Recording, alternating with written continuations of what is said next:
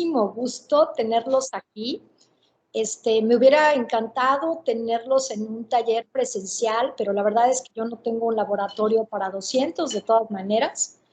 Entonces creo que esta estrategia hace mucho más democrática a Ciencia Viva y nos permite reunirnos desde diferentes lugares, a más de 200 personas. Y bueno, me encanta que estén aquí con nosotros.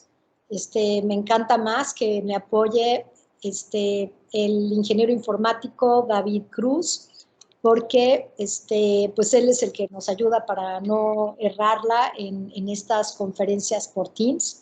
Y también tener a la maestra África Islas Robles, porque pues ella es la que pues también apoya tremendamente en lo que es el registro y lograr que todo esté a tiempo y que ustedes tengan también sus certificados. Entonces, nada más como una pequeñísima introducción, se trata de que conozcan, además de un poco del trabajo que hace un investigador en su trabajo real, también un poco de quién es él, cómo llegó a ser científico. Entonces, aunque yo les voy a presentar a Robert y a cada uno de los ponentes, más bien yo quiero que también él les platique, pues cómo fue que llegó hasta este lugar, ¿no? Entonces, como un comercial, les platico, en este comercial, si me deja cambiar esto, comercial, me interesa mucho la divulgación de la ciencia, me interesa promover entre los jóvenes que conozcan pues qué es lo que hay. Y desde hace varios años soy embajadora de la Sociedad Americana de Microbiología. Entonces, por eso es que van a ver aquí este logo. Chequen en el internet qué es esta sociedad. Es la Sociedad de Microbiología más antigua.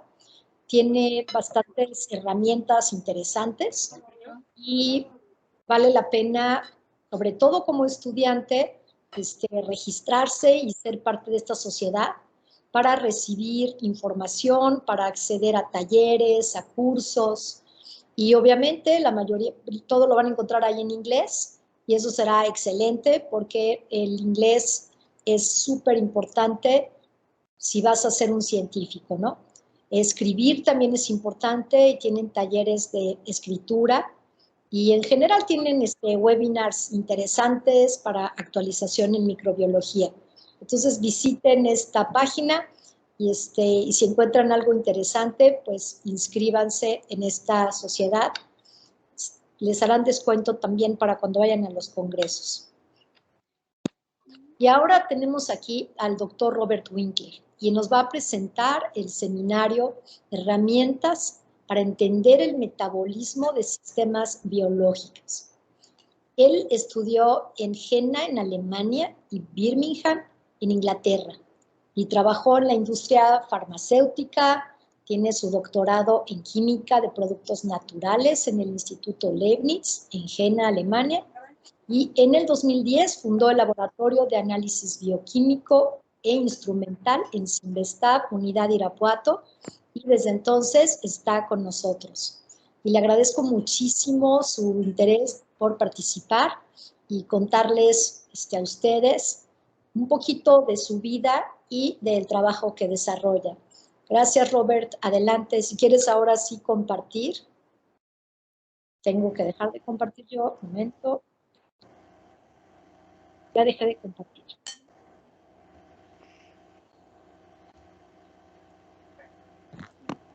¿No? A ver si funciona. ¿Sí se puede ver? Sí, ya se puede ver.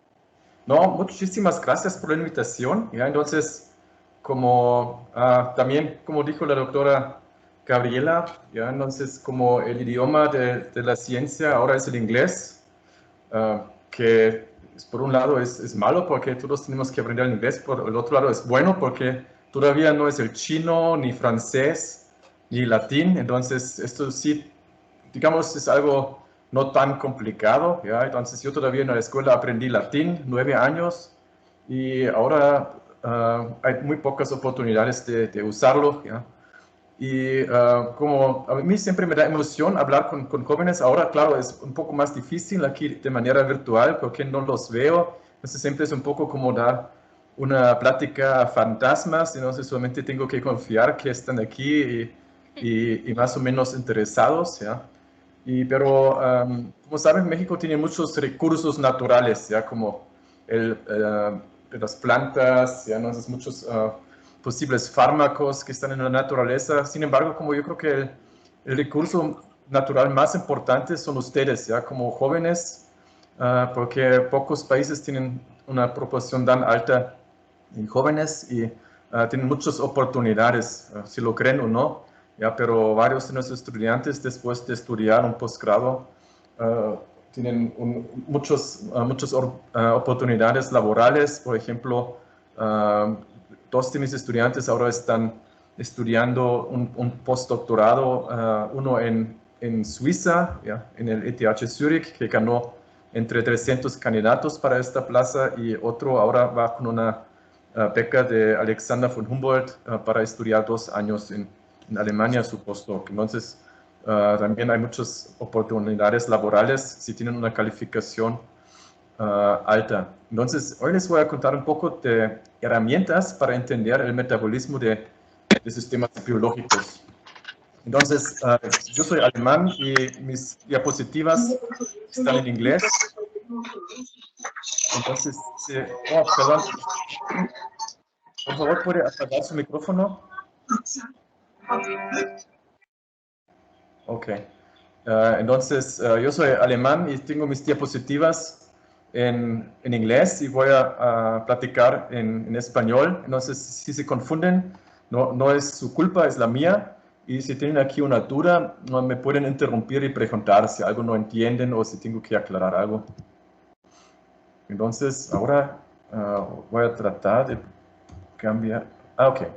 Entonces, ¿qué les espera ahora? Entonces, yo les voy a introducir un poco el concepto de genotipo y fenotipo, y después el concepto de evaluar un fenotipo metabólico.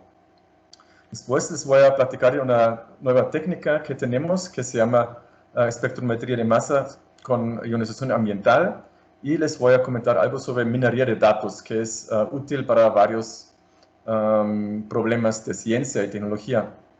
Entonces, ¿qué es esto del genotipo y fenotipo? No sé si ustedes ya escucharon el nombre, el término fenotipo. No sé si quieren ponerlo en el chat, ¿ya? ¿Cómo se imaginan el fenotipo? Estos dos organismos tienen un fenotipo diferente, y en caso que sí, ¿cuál es aquí la diferencia? ¿Quién tiene aquí una idea? Entonces, porque obviamente son como dos especies diferentes. Ya veo que es un poco difícil. Ah, sí, las características físicas. Entonces uno es un poco más peludo que el otro está casi pelón. Y son características físicas, dice. Sí. No sé quién tiene más ideas. Ok, el fenotipo al físico y el otro, ajá, aquí alguien ya tiene que son todas las características físicas observables, especies. Ok, yo creo que la diferencia más notable entre estos dos es como el señor sigue con vida y el perro ya se ha muerto. Entonces el señor es especialista en la preparación de animales difuntos. Entonces a veces los dueños no se quieren separar de su animal y los llevan con él. Y cuando termina con su trabajo pueden integrar de nuevo su animal a su familia. Obviamente ya no va a comer y ya no va a comunicar mucho con la familia. Y entonces aquí, como la descripción o la definición original del fenotipo, es como que son todos los tipos de un organismo que que se pueden distinguir o por inspección directa o con métodos más finos, ¿ya? Entonces, no solamente son rasgos físicos, ¿ya? Pero también pueden ser diferencias, por ejemplo, en su fisiología, ¿ya? Y típicamente nos imaginamos como esta relación que el genotipo, entonces todos los genes de un organismo más el medio ambiente resultan en un fenotipo definido, ¿ya? Aquí se ve muy simple, ¿ya? Pero si lo vemos más en detalle, entonces si tomamos aquí en cuenta, por ejemplo, en el genotipo, ya saben cómo hay miles de genes ya, en un organismo ya, que pueden también tener diferentes niveles de expresión. Y podemos también en el medio ambiente, podemos tener mucha variabilidad, como también podemos ver, por ejemplo, cambios drásticos ya en temperatura, humedad, viento, etcétera. Y también el fenotipo, si tenemos como esta definición ampliada, también tenemos aquí los rasgos físicos, ya como el número de patas, color de ojos, cosas así, y además todos los rasgos químicos, por ejemplo. Entonces, si somos muy serios ya en la matemática, vamos a tener como una ecuación así, como esto es este símbolo de integral que no salió muy bien aquí, pero el fenotipo al final es como una integral entre el genotipo en cierto tiempo y el medio ambiente en cierto tiempo. Entonces se vuelve un poco más complejo. Entonces, como preguntas científicas, tenemos aquí cómo podemos aquí primero medir un fenotipo complejo, ¿ya? Porque podemos tener, por ejemplo, dos perros, ¿ya? Y se parecen, ¿ya? Pero pueden ser diferentes, ¿ya? En su carácter, en su salud. Entonces, ¿cómo podemos distinguir de manera más fina, ¿ya? Entre fenotipos? ¿Y cómo podremos aquí obtener de todas estas variables la información relevante? Entonces, en condiciones ambientales y también con una resolución de tiempo, porque muchas veces si tomamos una muestra de la naturaleza, hasta que llegamos, por ejemplo, de Cuatro Ciénegas a Irapuato, cambiaron las cosas. Entonces, lo ideal sería verlo directamente donde estamos y podemos obtener todos los datos que nos interesan. Y esto es por este lado solamente la descripción, digamos, de un organismo o un sistema biológico. Y por el otro lado, cómo podemos aprovechar esta información para hacer modelos predictivos. Porque predictivos es como, si tengo un montón de datos, siempre es muy fácil hacer un modelo explicativo, ¿ya? Puedo hacer un modelo, puedo hacer una curva que explica todos los puntos, pero es mucho más difícil predecir qué va a pasar mañana o en un año con un sistema ecológico, por ejemplo. Y aquí, como mencioné, tenemos aquí muchas variables que pueden ser millones variables de un solo sistema. Entonces, ¿cómo de todas estas variables podemos obtener la información relevante? Entonces, sí son solamente 4 preguntas, pero vamos a ver qué podemos hacer para contestar algunas. Y una metodología que usamos aquí en Irapuato es como el fenotipeo metabólico. ¿Qué es eso? ¿Ya? Entonces, como mencionaron aquí, son todas las propiedades de un organismo, ¿ya? Pero todos los organismos consisten de moléculas, ¿ya? Entonces, no importa si es el pelo de un perro o si es una bacteria que tiene aquí sus diferentes estructuras de su membrana o lo que sea. Entonces, pero todos los organismos, hasta un pequeño virus, consiste de moléculas, ¿ya? Y todas las moléculas tienen una masa, ¿ya? Entonces, como no nos podemos imaginar una molécula que no tenga una masa, ¿ya? Entonces, como consiste de átomos y podemos aquí calcular de cada molécula su masa atómica, ¿ya? Entonces, podríamos medir como un fenotipo químico, ¿ya? Y aquí tenemos una metodología que se llama espectrometría de masas. Entonces, ¿qué es eso? ¿Ya? Entonces, esto es como se ven los datos de la espectrometría de masas. Esto es un pico y que nos da es aquí un valor aquí en 195 punto algo. ¿Ya? Esto es la masa carga del ion de la cafeína. Entonces, aquí puedo ver la masa de la cafeína. Y además puedo ver aquí una intensidad. Entonces de eso puedo estimar cuánto hay de esta molécula. Y no sé si tengan una idea qué son estos dos picos, ¿ya? Que no solamente me sale aquí una sola masa, pero también salen más picos. ¿Alguien tiene una idea? Entonces aquí vamos a esperar unos 10 segundos si alguien tiene una idea, tal vez un químico, un físico.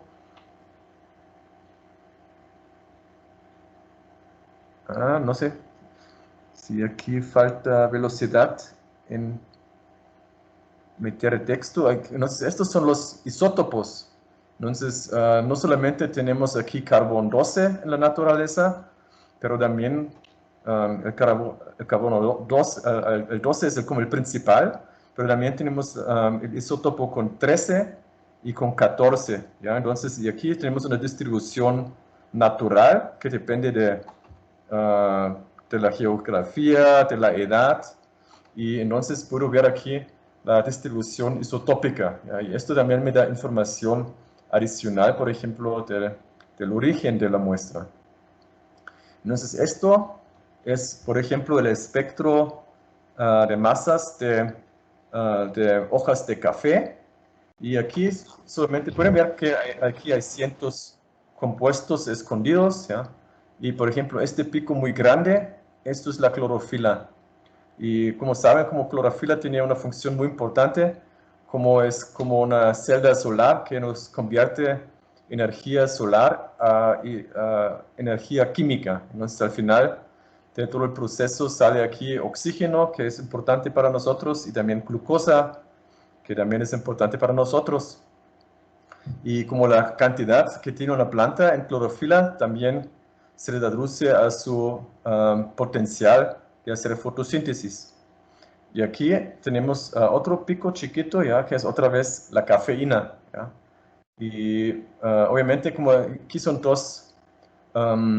sí, solamente dos moléculas, ¿ya? Pero que nos dicen algo sobre la calidad de la planta y su potencial.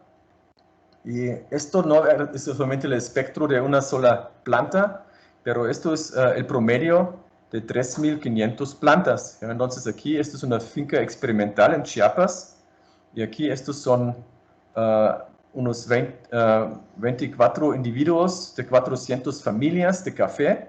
Y como pueden ver, aquí no los podemos distinguir de manera visual. Entonces, como con una idea muy clásica que es un fenotipo, vamos a decir que todos aquí tienen el mismo fenotipo, o a veces dicen los biólogos que no tienen fenotipo. Pero, digamos, si usamos como métodos un poco más finos, sí podemos aquí detectar plantas que tienen, por ejemplo, 10 veces más de cafeína que otras. ¿Ya? Entonces, unas plantas pueden ser muy valiosos para hacer como café descafeinado, ¿ya? Y el otro tipo de plantas nos puede servir para hacer un café de traileros, ¿ya? O para extraer cafeína para usos médicos, ¿ya? O la cafeaspirina. Y esto, por ejemplo, es una comparación de diferentes tipos de plantas. Aquí tenemos cafés canéfora en este verde oscuro, café arábica. Estos son diferentes té verde, negro, rojo, que en realidad es la misma especie, pero diferentes preparaciones de té. ¿Ya? Y aquí es té de coca. ¿Ya? Entonces, como pueden ver, como té de coca es muy diferente y tienen muchos compuestos diferentes. Por ejemplo, la 305, que es la cocaína, que no tiene ninguno de más. ¿Ya? Y también podemos tener aquí varios cambios en el perfil químico, ya por el procesamiento. Y aquí también podemos clasificar muy bien entre los diferentes especies de café. Y también podemos usar esta información química para optimizar nuestra taza de café. Entonces, porque podemos aquí cruzar árboles de café y después, oh, podemos determinar la calidad de la bebida. Entonces, podemos ver cuáles son las características que tiene la bebida y podemos buscar las moléculas de interés. Entonces también podemos usar la misma estrategia como también el medio ambiente o las condiciones afectan al perfil químico podemos ver, por ejemplo, si la planta tiene algún problema. Entonces, esto, por ejemplo, fueron dos genotipos de maíz. Y aquí investigamos, cuáles son los cambios si la planta tiene falta de nitrógeno, que es muy común en la agricultura, o si le falta agua. Entonces, aquí también podemos después identificar marcadores que nos pueden decir cuál es el estado de salud de las plantas, y desarrollar estrategias. Y también podemos ir más al detalle y podremos investigar qué pasa, por ejemplo, si tenemos aquí mutantes de una planta afectado en cierta propiedad. Por ejemplo, en este caso es la defensa contra hongos, y qué está pasando en el nivel metabólico. Por ejemplo, en este caso podemos ver que las plantas, cuando les aplicamos, si tenemos aquí mutantes, podemos aquí ver cómo reaccionan todavía al estrés biológico, entonces como al ataque por un hongo, y podemos encontrar, por ejemplo, aquí un marcador, como un metabolito que es diferencial. Y estos metabolitos después obviamente son muy interesantes porque podrían tener una función biológica, por ejemplo, como antifúngico o en regulación. Y en este caso podemos ver que esta molécula misteriosa también está asociado a cambios de alcaloides de la planta, entonces afecta aquí o está relacionado aquí a todo una serie de compuestos que después ayudan a la planta a defenderse contra hongos, básicamente, pero también contra insectos, por ejemplo.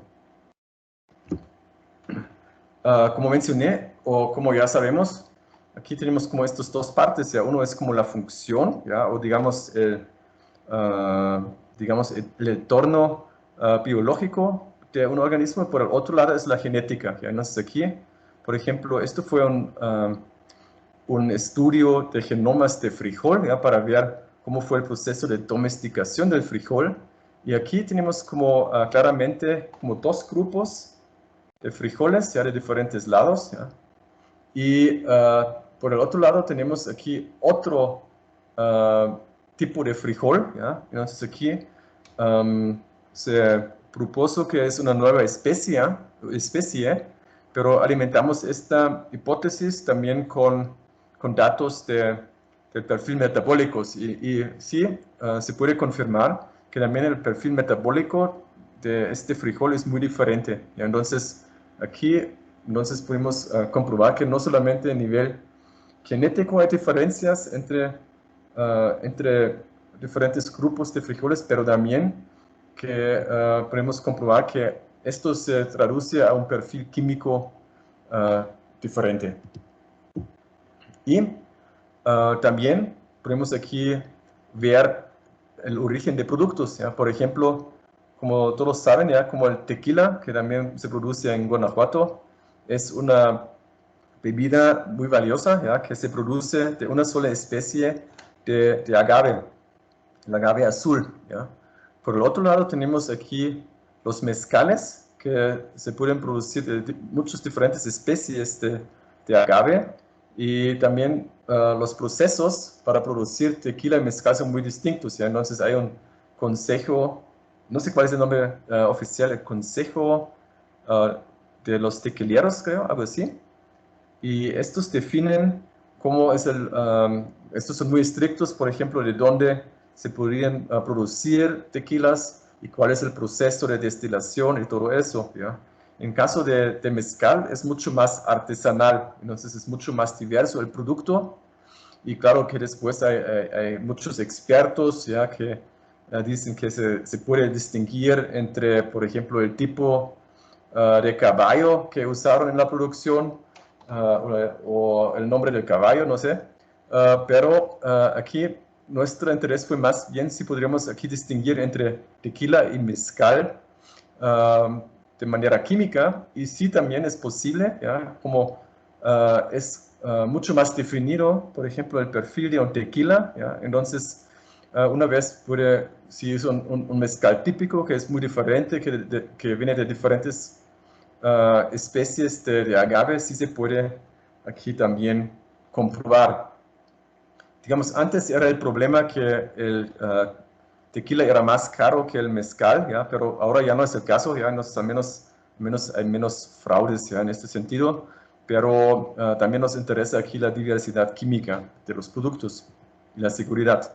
Otra aplicación interesante es en forénsica, y en este caso la forénsica de vida silvestre, ¿ya? Esto hicimos aquí una vez una colaboración con el laboratorio forense de vida silvestre en Estados Unidos. Y por ejemplo, hice aquí una visita en su laboratorio y pueden ver, por ejemplo, diferentes ejemplos ya de crímenes contra la naturaleza, porque pueden ver atrás, por ejemplo, unas mesas que hicieron con pie de elefante, pero no la planta, pero el animal.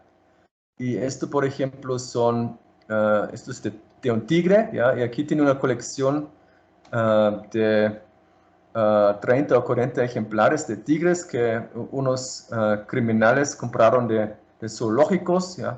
Como cachorros, ya después los alimentaron hasta cierto tamaño y después los vendieron para una forma perversa de cacería. Entonces, estas personas vinieron con el tráiler y un tigre o varios tigres, y los clientes mataron los tigres. Por ejemplo, aquí es donde lo mataron con una bala. Entonces, aquí este laboratorio es el único que se dedica en identificar este tipo o comprobar estos crímenes contra la naturaleza, y tienen un laboratorio muy bonito, muy moderno, ya de diferentes formas de microscopía, por supuesto, también de espectroscopía. Y esto, por ejemplo, es un animal que no existe, ¿ya? Entonces, me tomé esta foto ya porque es un animal que se supone, ya que conocemos de cuentos en Bavaria, de donde nací, y aquí también tienen algunos, más bien para diversión, ¿ya? Pero aquí atrás esto es algo más serio. Estos son colecciones también de plumas de pájaros o de aves protegidos. Y una tecnología que usan es también espectrometría de masas. Por ejemplo, esto es una espectrometría de masas de DART, y esto es un billete de $20. Y como pueden ver aquí, otra vez es aquí el pico de 305 que conocemos del té de coca, y sí, efectivamente es cocaína. Entonces, como en más que la mitad de los billetes de dólares pueden detectar con esta tecnología cocaína. Y esto es también una pregunta que se puede aquí contestar con espectrometría de masas de DART. Esto no parece algo muy serio, ¿ya? Entonces, esto es solamente una guitarra, pero aquí, esto fue como un contenedor que confiscaron en Rotterdam, y fueron 3.000 guitarras, ¿ya? Con un valor de $8.000 cada uno. Entonces, y no es muy claro de qué madera se hizo, ¿ya? Y el tráfico de madera es un asunto muy serio. Como en México se estima que entre la mitad y 70% de la madera es ilegal, ¿ya? Y se cosecha, por ejemplo, madera en áreas donde están las mariposas monarca, ¿ya?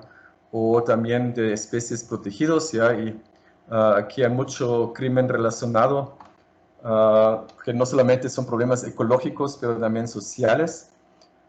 Y aquí la pregunta era cómo identificar estos árboles con espectrometría de masas, y ya hicieron mucho trabajo en este laboratorio en Estados Unidos, pero nos contactaron para ayudarles con el procesamiento de datos. Y esta es una aplicación que escribimos aquí en Irapuato, y esto es un programa que podemos primero entrenar con datos de referencias de diferentes lugares, de museos, etcétera, y después podemos comparar nuestros espectros de la muestra con los espectros de referencia. Y aquí, por ejemplo, tenemos un match muy alto con una Dalbergia, y Dalbergia es una especie protegida, ¿ya? Entonces, esta base de datos tiene alrededor de 2000 especies, y por ejemplo, traficar Dalbergia es como traficar unicornios, ¿ya? Entonces, como obviamente es un crimen serio, y también se puede hacer como una especie de, podemos llamarlo árbol o quimofenético, es decir, que podemos ver qué relacionado es el perfil químico a otras especies conocidos. Por ejemplo, aquí el unknown, esto es una muestra, un espectro de una muestra que no sabemos, pero se puede ver a qué es la especie más relacionada, ¿ya? Por ejemplo, si algo aquí sale en esta región con Dalbergia, ya sabemos que no importa exactamente qué especie es porque todos en esta rama están protegidos. Y entonces esto es solamente una representación de un árbol quimofinético, ahora de muchas especies de madera, ¿ya? O de árboles. Y entonces los fenotipos químicos ya nos ayudan mucho ya en diferentes preguntas biológicas, ya, pero tenemos un problema con espectrometría de masas. Entonces, y ahora voy a presentar algo de espectrometría de masas ambiental. Es que generalmente los métodos que usamos no son compatibles con la vida, ¿ya? Como estos son condiciones típicas que usamos, ¿ya? Por ejemplo, aquí es uno muy común es el MALDI, pero aquí aplicamos una carga a la muestra de 20 kilovolts. Necesitamos alto vacía, lo disparamos con láser y lo tenemos que secar y aplicar un matriz químico. Entonces todo eso, como cada uno de estos ya va a matar mi muestra. El peor está aquí el EI. Tiene aquí una energía de 70 electronvolts y esto incluso rompe las moléculas de interés. Y además necesita vacío, ¿ya? Y el ESI es el más, digamos, amigable, pero todavía usamos aquí 3 kilovolts y solvente orgánico. Entonces aquí nuestro interés es en desarrollar tecnologías más compatibles con la vida. Y uno es como el plasma de baja temperatura. Entonces aquí, sin entrar mucho al detalle, es como que no necesitamos aquí ni solvente, ni una carga directa. Y entonces aquí cargamos un gas y con este gas cargado lo aplicamos aquí a nuestras muestras y este gas que ya tiene unos iones puede cargar nuestras moléculas de la muestra y también el flujo de gas puede llevar las moléculas a nuestro analizador de masas en condiciones ambientales, en temperatura y presión ambiental. Y podemos usarlo para sólidos, líquidos y gases, ¿ya? Y ahora vamos a ver cómo más en detalle para qué se puede usar. Pero es solamente una representación de diferentes aplicaciones que podemos tener y es entonces obviamente de aplicaciones clásicas, ya como de fármacos, detección de explosivos, cosas así, hasta también estudio de pilas, por ejemplo, para ver el envejecimiento de pilas, que ahora es un tema muy importante, y también en petrolomics, ¿ya? Y el problema que tuvimos al inicio fue como que sí, vimos aquí un artículo publicado, pero no existen aquí aparatos en el mercado, ¿ya? Simplemente no hubo, ¿ya? Entonces como la solución fue como hacer nuestros propios aparatos, ¿ya? Y esto fue mi primer aparato funcional, y como pueden ver es como algo rústico, ¿ya? Como con un tubo de vidrio, un tanque de argón, ¿ya? Como también lo usan para soldar. Aquí este circuito en realidad también es algo, digamos que lo venden como juguete, ¿ya? Para generar plasma o arcos, ¿ya? Y con eso podemos amplificar aquí un voltaje que aquí se aplica, ¿ya? Y entonces, pero esto fue como hace casi exactamente 10 años, ¿ya? Entonces aquí podemos ver el chorro de plasma, ¿ya? Y esto es mi dedo, ¿ya? Todavía existe mi dedo, ¿ya? Hubo otro problema con este dedo, pero no era el plasma. Y los únicos problemas que tuvimos aquí son como que se calentó, ¿ya? Entonces como no se daña realmente el tejido, pero mediante se aplica, se calienta, ¿ya? Y también se genera ozono, ¿ya? Entonces como el ozono, después conocen este olor de las máquinas, de los copiadoras, ¿ya? Y entonces la gente puede tener dolor de cabeza y también genera arcos eléctricos, como aquí trabajamos con 12.000 volts, por ejemplo, para cargar el gas, ¿ya? También se puede generar un arco porque el plasma también puede conducir la electricidad. Entonces hicimos la segunda generación, ya pueden ver cómo esto fue el desarrollo de un estudiante de maestría y que hizo un trabajo mucho más fino que yo con mi pipeta, ¿ya? Y esto fue tan bueno que aquí solicitamos aquí una patente y sí nos otorgaron los patentes en México, en Estados Unidos, en Europa, ¿ya? Al final es una decisión donde uno quiere tener los patentes porque en cada país cobran, ¿ya? Y uno tiene que decidir si vale la pena o no. Y aquí pueden ver como si podemos trabajar en un rango de temperatura debajo de 40 grados. Entonces, esto sí es totalmente compatible con la vida, ¿ya? Pero también podemos subir la temperatura y después podemos usarlo para otras aplicaciones. Por ejemplo, para desorber aquí compuestos de superficies y después analizarlos. Y como dijimos, está bonito de ver aquí un perfil químico de un solo punto, ¿ya? Pero queremos hacer imágenes, ¿ya? Como es muy de moda de hacer imágenes de todo. Y esto es nuestro Franken Imaging. Y entonces pueden ver aquí, esto es un analizador de masas muy viejo. Aquí nuestra sonda de plasma en esta esquina de la derecha con nuestro generador de voltaje.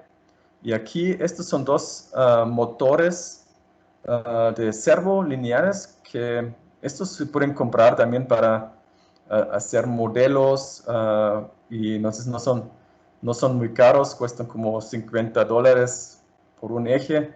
Esto es, no sé si ustedes todavía conocen esta cosa, ya en mis tiempos fueron muy comunes los jóvenes, un joystick para simulación de vuelo, esto es de los buenos. Y aquí son dos compus, uno usamos para controlar el analizador de masas y el otro usamos para mover nuestra mesa aquí con la muestra de manera manual o automatizada. Y con eso podemos analizar cortes de plantas, ¿ya? O de otros tejidos. Esto nos salió muy bien, esto es la generación de imágenes de un chile jalapeño y que pueden ver aquí, por ejemplo, el rojo. Esto es la distribución de capsaicinoides, entonces esto es la cosa que le da el picor, ¿ya? Entonces pueden ver dónde está localizado en el tejido, está aquí en la placenta se llama. Aquí hay otro compuesto que tiene una distribución uniforme y aquí tienen un compuesto que está asociado a las semillas. No sabemos qué hace, pero obviamente es algo importante, que puede ser algo para la germinación o para proteger las semillas de infección de hongos, ¿ya? Y podemos ver aquí la combinación, pero estos solamente son 3 ejemplos, ¿ya? En realidad tenemos para cada punto aquí un perfil químico completo, ¿ya? Y después tenemos que decidir cómo generamos las imágenes. Esto es solamente una, digamos, el perfil químico que podemos medir y como pueden ver son muchos químicos pequeños, que por un lado es malo porque también hay compuestos grandes como las proteínas o la mayoría de los lípidos son más grandes, pero por el otro lado es bueno porque podemos aquí hacer una distribución, podemos medir la distribución de moléculas pequeñas, ¿ya? Como volátiles, que hasta ahora no se hace mucho, ¿ya? Porque las tecnologías anteriores trabajan en vacío y si meto una muestra así en el, por ejemplo, en un Malditov, ya no están los compuestos volátiles. Y también de la distribución o digamos el rango químico también es bastante amplio. Entonces, por ejemplo, los terpenos son muy importantes en la naturaleza, como los olores, ya, como si van al bosque, un bosque de pinos, es que pueden oler los terpenos. Y también muchos perfumes y olores de plantas o de flores tienen aquí terpenos. Pero también podemos ver alcaloides, ya como alcaloides como es, por ejemplo, la cafeína o atropina, nicotina, cosas así.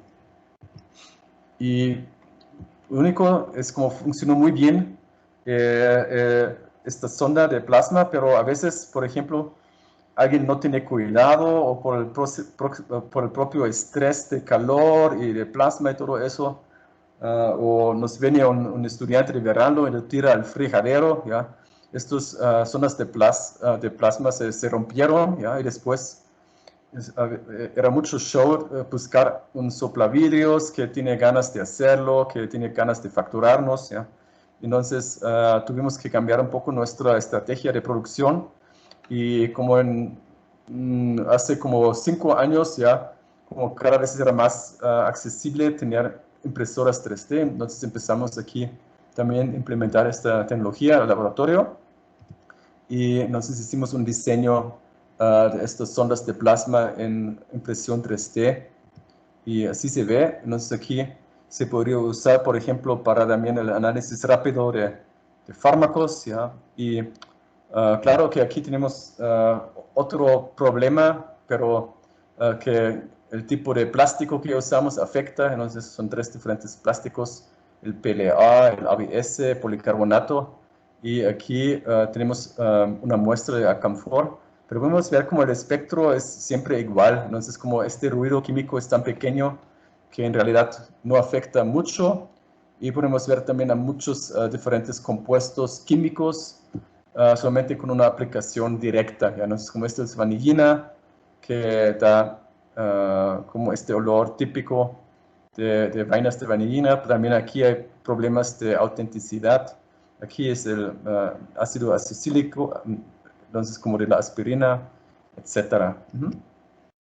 Y como pueden mirar, como el rayo es todavía bastante fino, ya aquí tenemos unos 200 micrómetros y podemos usarlo para imágenes y también la temperatura ahora bajó a 28 grados y no necesariamente ambiental y se puede aplicar directamente a seres vivos. Como en Irapuato, un cultivo muy típico es la fresa y trabajamos también más en hacerlo más profesional, nuestra plataforma de generar imágenes. Desde aquí pueden ver a la izquierda, esto es nuestro estándar de plasma. Por otro lado, tenemos aquí y como esta parte también hicimos en impresión 3D, aquí vino un postdoc de León, ¿ya? El doctor Ignacio Rosas, ¿ya? Y nos hizo aquí un diseño muy fino de óptica y aquí pueden ver aquí la conexión al analizador de masas. Y aquí podemos generar entonces ahora con la combinación con láser unos puntos muy finos y esto es una hoja y como pueden ver aquí la distancia entre, aquí hicimos el experimento de quemar aquí hoyos o a una hoja, ¿ya? Y pueden ver aquí tenemos una matriz muy bonita, ¿ya? Con una distancia de 100 micrómetros, ¿ya?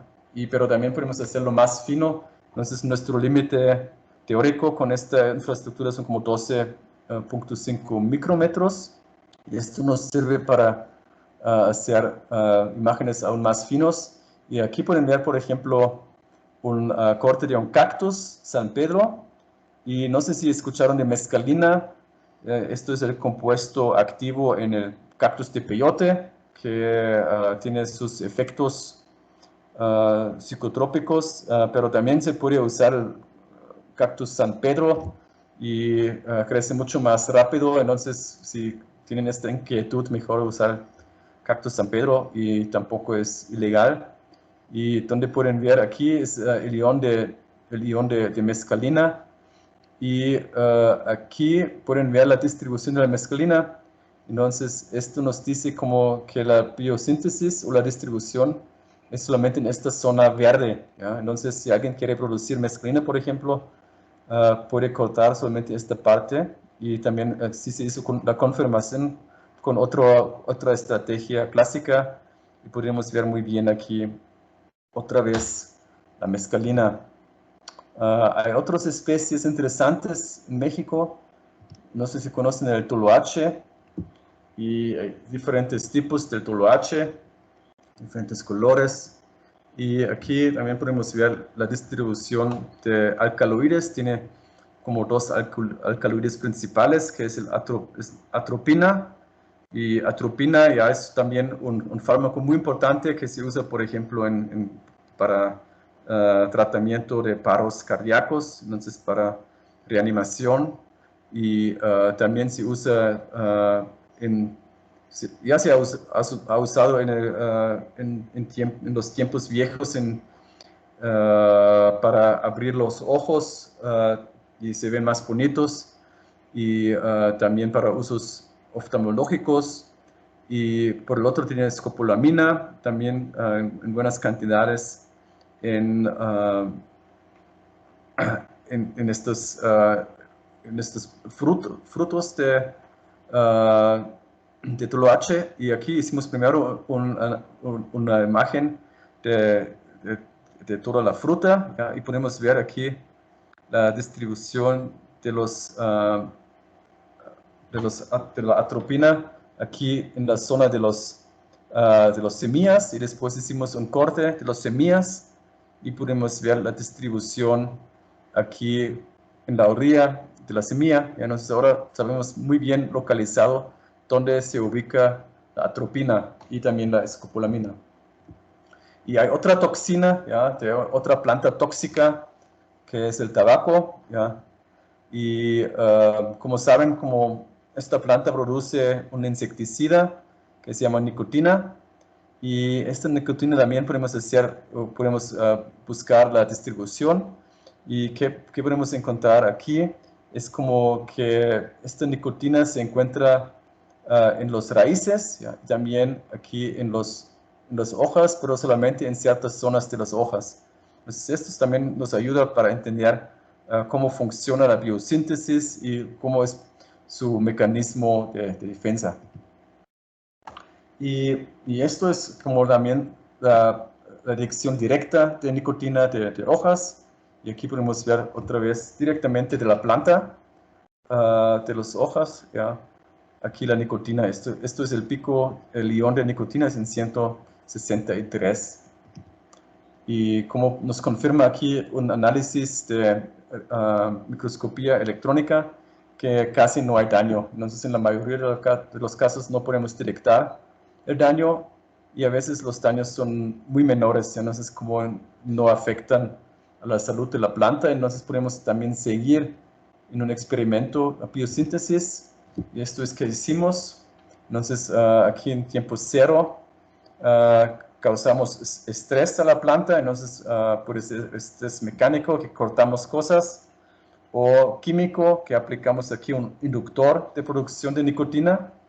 Y aquí podemos ver después de 5 días, podemos detectar nicotina en las hojas, ¿ya? Y esto es congruente con reportes anteriores que se producen en las raíces y después se transporta a las hojas, ¿ya? Y esto es solamente una confirmación, pero con una medición ahora directa. Entonces no tenemos que matar las plantas y extraer, pero podemos seguir aquí esta biosíntesis de manera directa.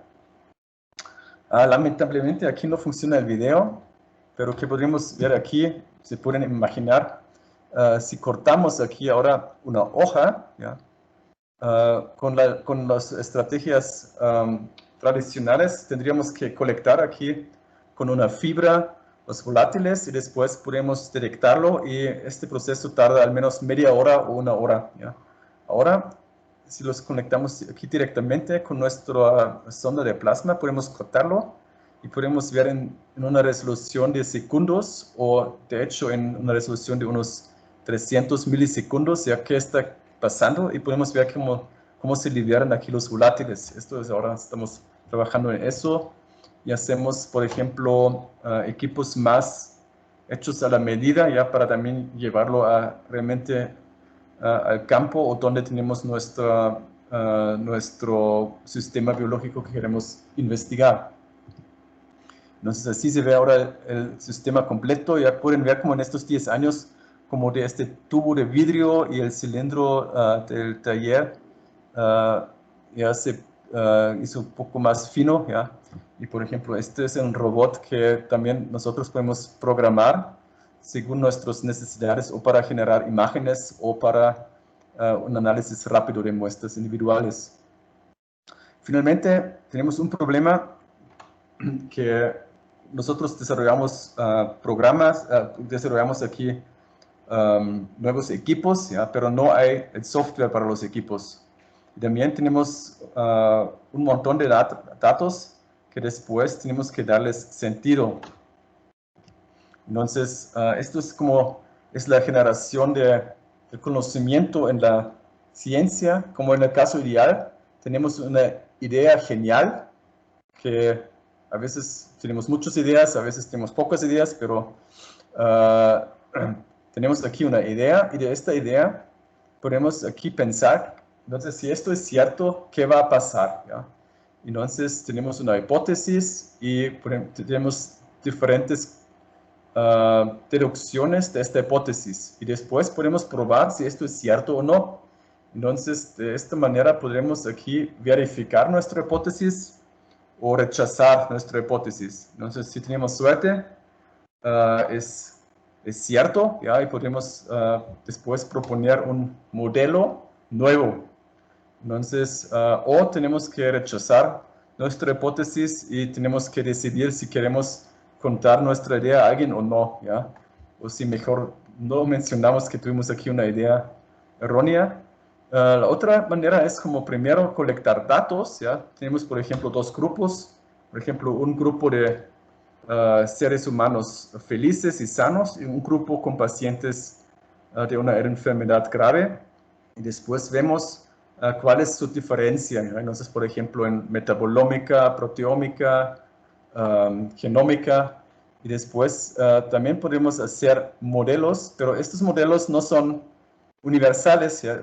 Solamente son como modelos estadísticos. Entonces podemos ver, aquí hay una diferencia entre los dos grupos. Por ejemplo, estas proteínas son diferenciales y pueden ser, por ejemplo, marcadores para ser diagnósticos para este tipo de enfermedad. Y ahora, el tercer camino, entonces el primer camino es simplemente una hipótesis y después comprobar nuestra hipótesis. El segundo camino es solamente hacer como una colección de datos y explicar nuestros datos. Y el tercer camino es minería de datos. ¿Esto qué es? Aquí tenemos también muchos datos y de hecho aquí tratamos de tener el máximo de datos posible y después hacemos un entrenamiento de modelos y llegamos a un modelo predictivo. Entonces, solamente usamos aquí una parte de los datos para desarrollar nuestro modelo y por eso podemos después validar y probar nuestro modelo con datos que nunca han visto aquí el modelo, ¿ya?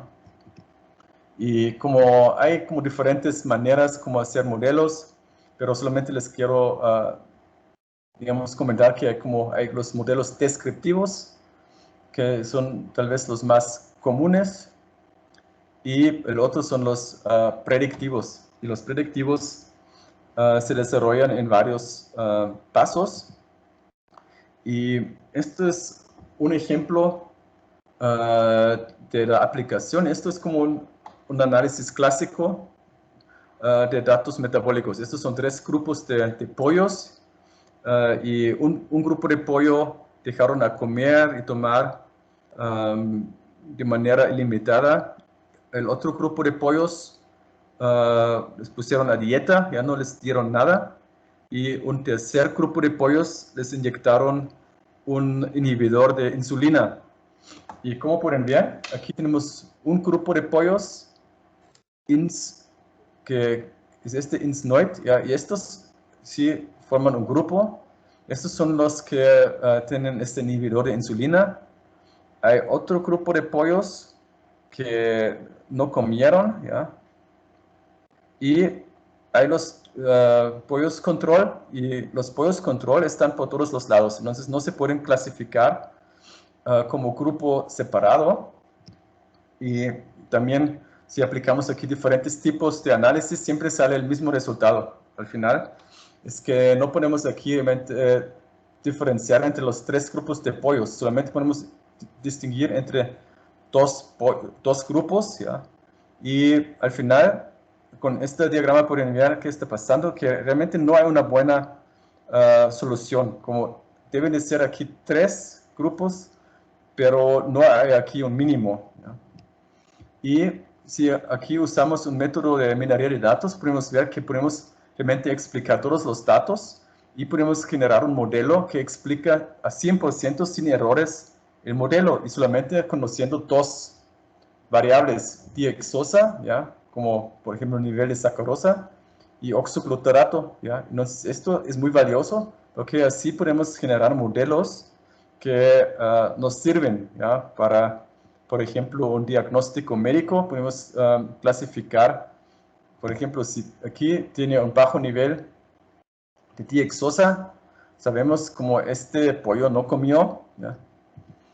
Y el problema que tenemos es como tenemos aquí un montón de datos y pocas muestras, porque a veces siempre es la discusión en un experimento, un diseño experimental, ¿cuántas muestras tengo que hacer? Entonces, ¿cuántas veces tengo que repetir el mismo experimento para llegar a una conclusión? ¿Ya? Por ejemplo, una vez participé en un estudio de marcadores de sepsis. Es una infección muy seria de pacientes ya enfermos. Y en este caso fueron más que 100 pacientes participando, y de los cuales más o menos la mitad se muere, ¿ya? Entonces, aquí no hay como que podemos solamente hacer como 1000 muestras, como lo hacemos en plantas. Y aquí también los revisores del artículo nos dijeron, no, pero 100 muestras es muy poco. Muchas veces se hacen estudios con 6 muestras, por ejemplo, pero tenemos aquí miles de variables que podemos medir. Entonces aquí no realmente podemos tener una buena solución matemática. Entonces, ¿cómo resolvemos este problema de la limitación de muestras? Y aquí la idea es que no tomamos todas las variables para hacer un modelo, solamente una parte. Entonces, como de manera al azar, escogemos solamente, por ejemplo, 10 variables y tratamos de explicar nuestro modelo, la clasificación de las muestras, y si funciona bien, nos recordamos de estas variables, ¿ya? Y repetimos este proceso miles de veces, y aquí de manera mágica, ¿ya? Nos salen las variables importantes. Entonces nos salen las variables que en su combinación pueden explicar, por ejemplo, la permanencia de cierto muestra en un grupo, ¿ya? Entonces aquí, claro, no lo hacemos a mano, usamos aquí aprendizaje artificial. Entonces la computadora tiene tiempo, y en segundos nos puede hacer miles y miles y miles de experimentos in silico para buscar las mejores variables y generar un modelo funcional. Entonces usamos una parte de datos para entrenar, una parte para validar y una parte para probar nuestro sistema. Una cosa muy importante es como en esta estrategia ya sabemos cuál es nuestro objetivo. Entonces digo, por ejemplo, quiero saber de mis datos si el paciente es obeso, ¿ya? Entonces tengo que comparar mis datos y entrenarlo para esta pregunta. Esto es muy importante. Entonces, como es siempre un problema si empezamos aquí un experimento sin pregunta, y aquí esta estrategia está muy basada en tener una buena pregunta, pero puedo cambiar mi pregunta y tener diferentes preguntas con los mismos datos. Por ejemplo, digo, por ejemplo, el primero es como si es obeso, el segundo es si tiene cierto tipo de enfermedad o si se siente mal, ¿ya? Entonces, como puede ser también una característica subjetiva que tiene el paciente. Y esto es un ejemplo de la aplicación de minería de datos. Esto fue un experimento, un estudio con diferentes tipos de moscas. Probablemente todos conocen este tipo de moscas, Drosophila melanogaster. Esto es una especie que se encuentra en todo el mundo, ¿ya? Entonces, si tienen composta o si tienen aquí frutas en su cocina, por ejemplo, van a conocer este Drosophila melanogaster. Y como la doctora Teres Markov también hizo un estudio con diferentes tipos de Drosophila que vive en el desierto, ¿ya? Como indica su nombre, Arizona, ¿ya? Vive en una zona muy seca. Y estos moscas son cactófilos, es decir, que viven en cactus, ¿ya? Y no tienen accesible una dieta tan diversa que tienen los otros, que tienen, por ejemplo, Drosophila melanogaster. Entonces son especialistas y también una mosca aún más especializada es Mojavensis.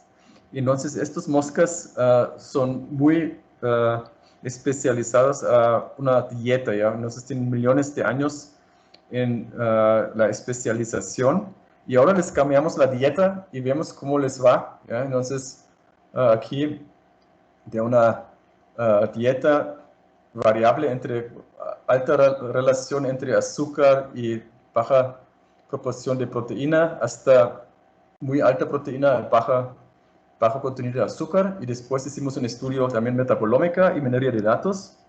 Y aquí la primera cosa que podemos ver es como qué bueno podemos aquí distinguir entre el perfil metabólico de moscas, si tienen diferentes tipos de dietas. Por ejemplo, en Melanogasta realmente no tengo un buen modelo de clasificación, es de 60%, entonces 50% sería tirar una moneda. Entonces, este Melanogasta al final no le interesa tanto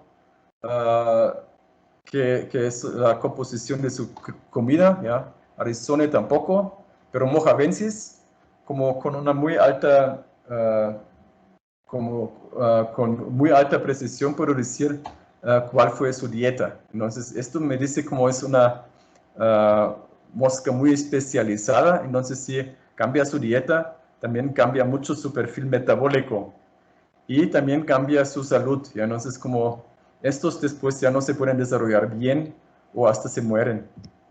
Y después podemos ver otra vez en nuestros datos qué son estos cambios y aquí encontramos que son fosfolípidos.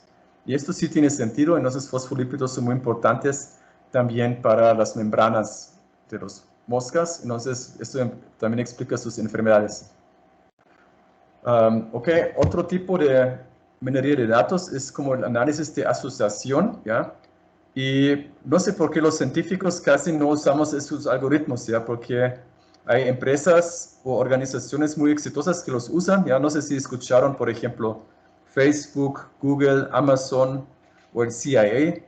Entonces, si ustedes compran, por ejemplo, ahora estoy montando una bici de bambú y me meto a Amazon y ya me propone cosas interesantes, ¿ya? Por ejemplo, frenos de disco, cables muy finos, luces, casco.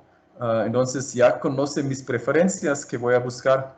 Igual, si tienen aquí una cuenta en Google, si yo hago una búsqueda en Google y alguien de ustedes, no van a salir los mismos resultados con la misma búsqueda, porque Google también colecta su información y después ya tiene prefiltrados, ¿ya? Sus resultados, ¿ya? Y también Facebook, si conocen a 1, 2, 3 personas, les va a proponer más personas que probablemente conocen.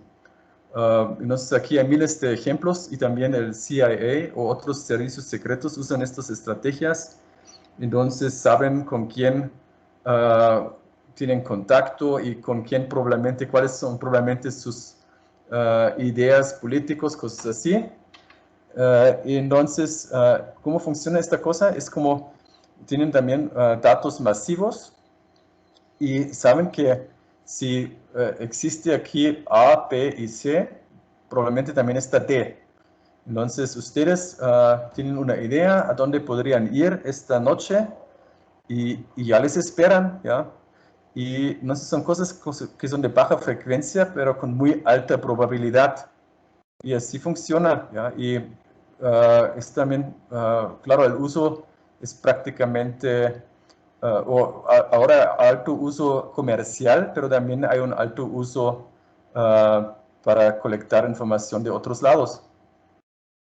Y también podemos usar estos algoritmos de asociación o análisis de asociación en cosas buenas en la ciencia. Por ejemplo, hay biomarcadores buenos que nos indican una enfermedad, por ejemplo, un marcador que nos indica cáncer de próstata, el PSA, pero tiene la desventaja que no es tan fácil de medir. Entonces, cuando es detectable, ya hay un problema típicamente. Entonces, ¿qué podemos hacer? Es hacer también con datos de proteómica, hacer un estudio de asociación y podemos buscar aquí otros biomarcadores asociados, otros péptidos, por ejemplo, y estos nos pueden servir como un buen diagnóstico más fácil, incluso si no sabemos, no importa si no sabemos qué es, pero nos puede explicar o nos puede servir de manera práctica. Aquí veo que hay preguntas. No sé, faltan aquí 4 diapositivas. Tal vez terminamos y después contesto las preguntas. ¿Cómo les parece? Ok, entonces estos son los análisis de asociación que son también muy poderosos y casi no se usan en la ciencia hasta ahora. Y como es un poco complicado, toda la instalación del software, ¿ya? Y a veces hay mucho software comercial. Entonces yo tenía mis experiencias con software comercial que un proveedor quiere instalarnos un upgrade y después nos quiere cobrar $12,000 y si no lo aplicas, si no lo compras, ya no puedes usar los datos. Entonces me metí mucho en el desarrollo y uso de software de acceso libre, ¿ya? Y también aquí generamos aquí una distribución de Linux que tiene con todos estos algoritmos ya instalados y se puede bajar también de manera gratis del internet y instalar en una memoria USB y después solamente se corre la computadora, no del disco duro, pero del USB y se puede usar para analizar datos o recuperar información si olvidamos la palabra clave, cosas así. Entonces, esto, por ejemplo, es la aplicación de entrenar datos para nuestra base de datos de forénsica y todo corre aquí del USB. Entonces, esto es solamente el resumen de mi presentación de hoy. Probablemente era demasiado ya, pero tal vez hubo algunas partes que les parecieron interesantes. Ya. Uno es como la presentación del mass fingerprinting o del metabolic phenotyping. Entonces, que es un método rápido y fino, ya, de ver la situación de un organismo, ya que nos da también la relación quimofenética entre especies. Les presenté algo de ionización ambiental que desarrollamos aquí en Irapuato, ¿ya? Que nos da aquí una idea más realista a la química de la vida y que nos permite hacer estudios en espacio, en la generación de imágenes y en tiempo, porque todos estos procesos alrededor son dinámicos, ¿ya? Y hasta ahora estamos siempre muy lentos, ¿ya? Para realmente entender qué está pasando. Y al final, como la minería de datos, ¿ya? Que nos permite generar modelos predictivos y que nos permite identificar variables importantes de unos datos muy masivos. Y lo muy importante aquí también es que no nos afecta nuestro conocimiento previo, ¿ya? Porque aquí muchas veces los científicos esperan cierto resultado y después ya estamos un poco ciegos para descubrimientos nuevos. Entonces, claro, yo solamente presento el trabajo, pero aquí somos un grupo, ¿ya? Y aquí hay mucha gente que siempre viene al laboratorio, unos se quedan solamente meses, ya como los estudiantes de verano. Este año, lo siento, es todavía un poco difícil de hacer estancias en el laboratorio por la situación de COVID, ya, pero si otra vez podemos invitar más gente, ya van a estar bienvenidos de visitarnos. Y otros se quedan más tiempo, ya como los de maestría, que típicamente se quedan 2 años, los de maestría 4 años, unos no quieren salir, ya, pero también tienen que salir a la vida.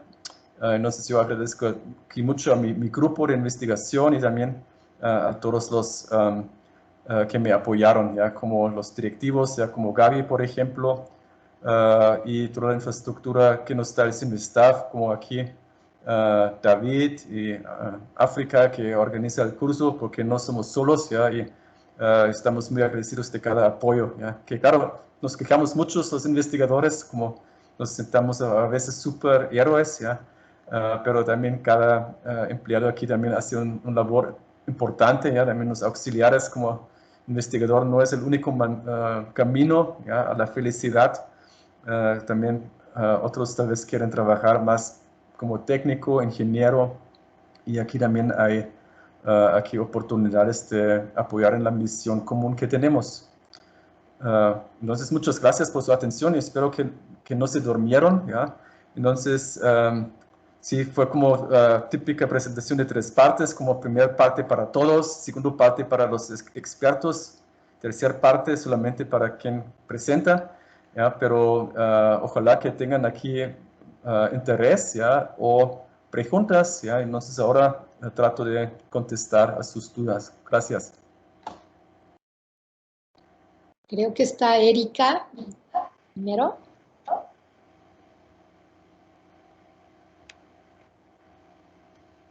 Erika, ¿tienes una pregunta? Sí, disculpe, muy interesante su plática. Muchas gracias por haberse tomado el tiempo para platicarnos de esto. Soy Erika Bracamonte de Hermosillo, Sonora, y mi pregunta es acerca de qué ventajas tendría aparte de hacer un estudio filogenético, como se ve tradicionalmente desde la parte de la genómica, y a la vez hacer un estudio quimiofenético, así como nos estaba platicando. Digamos, si algo se puede hacer con ADN, típicamente es más fácil, más barato y más completo, ¿ya? Sin embargo, como también hay situaciones, por ejemplo, en este caso de productos de madera, que a veces es muy difícil de extraer suficiente material genético, ¿no? Por ejemplo, se toma esta guitarra, es difícil de extraer suficiente material para hacer un análisis de secuenciación, entonces es más fácil de solamente tomar aquí toda la guitarra o una pieza que no es tan visible y hacer aquí un análisis rápido, porque también el DART funciona, son segundos, ¿ya? Para tener un resultado, y también nos permite tener aquí, hacer una comparación con espectros de referencia, ¿ya? Entonces, otra cosa que podría ser interesante es ver también el comportamiento de plantas, por ejemplo, en ciertos ámbitos, ¿ya? Naturales, como el perfil de masas es como una combinación entre el potencial genético y el comportamiento en cierto entorno, ¿ya? Entonces, o podría ser como en una situación de enfermedad, cambio climático. Entonces, puede ser que, por ejemplo, en ciertas condiciones produce más de compuestos de interés, ¿ya? Por ejemplo, ahora hay mucho interés en productos de cannabis, ¿ya? Entonces, podrías, por ejemplo, estudiar cómo cambia el perfil químico en cierta dirección, ya, para un interés comercial o biológico, ¿ya? Entonces, como yo creo que la ventaja aquí es más bien entender más bien la química integral, ¿ya? Entonces, los 2 métodos son válidos y tienen diferentes ventajas, desventajas, ¿ya? Claro, nuestra desventaja es como espectrometría más es muy caro, ¿ya? Entonces en comparación a hacer PCR, si lo puedes hacer con PCR, se me digo a los estudiantes, hazlo con PCR, ¿ya? Como solamente necesitas una electroforesis y un PCR, y si estás aquí en una isla solo, ¿ya? También puedes hacerlo solamente con algunos tanques de agua, ¿ya? Entonces, en realidad, como no hay una respuesta tan concluyente, entonces son complementarios, ¿ya? Entonces, pero yo creo que hay también cosas que podemos pensar, ya por ejemplo, ahora que vemos en la pandemia es como no hay compuestos antivirales, ¿ya? Entonces hay en el mercado, no sé, unos 5 compuestos antivirales y cientos de antibióticos. Entonces aquí podría ser muy interesante hacer una combinación en un estudio de bioactividad y diversidad química, ¿ya? Y así se podría acercar a posibles compuestos bioactivos para cierta aplicación y después se puede buscar qué es, ¿ya? ¿Qué me da la actividad?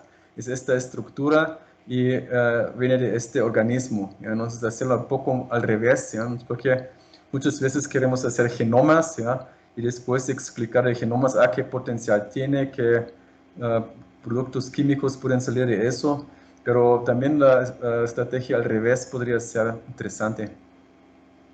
No sé si esto contesta tu pregunta, ¿ya? Entonces, pero sí podemos dirigirnos más en la diversidad química, que va más o menos a la par a la filogenia, pero no es exactamente lo mismo. Sí, sí me contesta mi pregunta. Muchas gracias. ¿Quién más tiene la mano levantada por allí? Esteban. ¿Me escuchan? Sí. Muy bien. Recuerdo que de la tecnología que usted y su equipo lograron hacer en esos 10 años, que había un dilema sobre una enfermedad, que la mitad de los pacientes morían y que solo tenían 100 muestras, y que le habían comentado la gente de los artículos que revisaron, que 100 muestras es muy poquito. Me perdí un poco en cómo resolvieron ese problema o en esa parte. Me interesa saber si esa tecnología que usted y su equipo llegaron a hacer sirve para muestras pequeñas o si hay alguna forma de que funcione con muestras pequeñas o si es de fuerzas el utilizar suficientes muestras. No sé si era sobre el procesamiento de datos. Digamos, este estudio, esto hice todavía como en mi tiempo como postdoc, ¿ya? Era un estudio de proteómica. ¿Qué pasó con este estudio? Se publicó, pero en otra revista, ¿ya? Más humilde, ¿ya? Porque antes lo mandaron a una revista muy wow, ¿ya?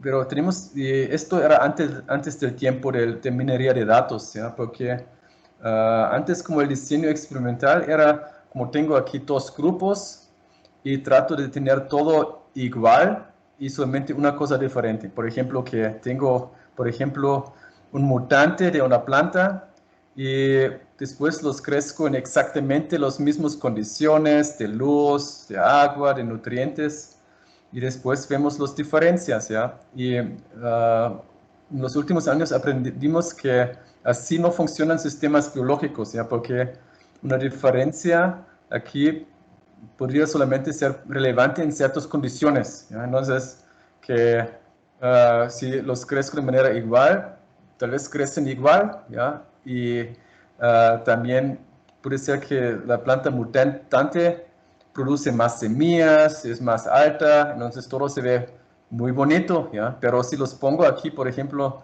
en un contexto natural, tal vez tenía una desventaja, ¿ya? Porque no resiste la sequía o algo así. Entonces, que ahora tratamos estudios con mucho ruido, o no sé, ruido suena negativo, ¿ya? Con muchas diferentes condiciones y después filtramos por nuestra pregunta. Por ejemplo, hicimos un estudio amplio con cafés, ¿ya? De diferentes especies, alturas, afectados por la roya del cafeto o no. Y al final que encontramos, por ejemplo, que podemos clasificar según su altura, donde crecen, ¿ya? Entonces, no lo entendí, ¿ya? ¿Qué está pasando aquí? Pero nos dimos cuenta, claro, tiene sentido, porque la radiación UV también afecta a las plantas y se tienen que proteger, entonces producen flavonoides. Entonces podemos distinguir los perfiles químicos de plantas que vienen de áreas bajas o de altura. Y de esta manera sí aprendimos que tenemos que tener buenas preguntas, ¿ya? Y también suficientes muestras de condiciones diversas, ¿ya? Y así podemos acercarnos más a la verdad. Pues ahora tienes que arreglar la cama ahorita. Y esto es como el problema de muchos estudios clínicos, que, por ejemplo, estos pacientes de sepsis también tenían como diferentes tipos de problemas, ¿ya? Entonces, como mencioné, como más de 90% ventilados mecánicamente y realmente de enfermedades muy graves, como después de infartos, derrames cerebrales, accidentes, sí, trasplantes, entonces tienen como un historial muy diferente. Que estos obviamente no son tan jóvenes y aquí tenemos muchos factores, pero solamente ponemos ahora, yo creo que aquí hay mucho potencial, ¿ya? En usar estrategias más modernas de análisis de datos, ¿ya? Aquí hay muchísimo potencial. Ok. Muchas gracias. Eso sí, ya entendí lo que trata de decir. Gracias. O sea, respondió a mi pregunta. Daniela. Gracias.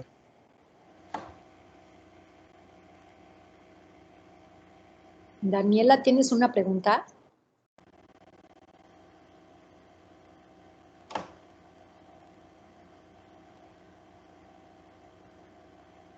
Mientras que Daniela nos ve, hay una pregunta aquí en el chat que dice, ¿cómo se usa un espectro de masas en microbiología considerando que las muestras deben ser en estado gaseoso?